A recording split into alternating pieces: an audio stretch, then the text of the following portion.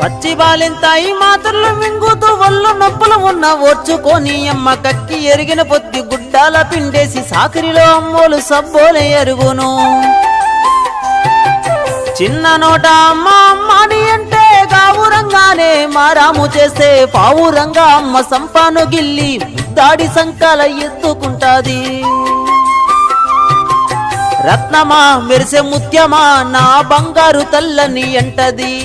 పడుకున్నా లేదా కూర్చున్నా రామ బంటోలే కాపాల ఉంటది.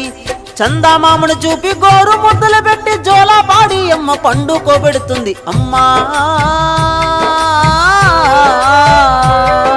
కమ్మనైనా అమ్మ పాట వింటే ఎంత మధురమో, మనసుకు కాదు మరువతరము.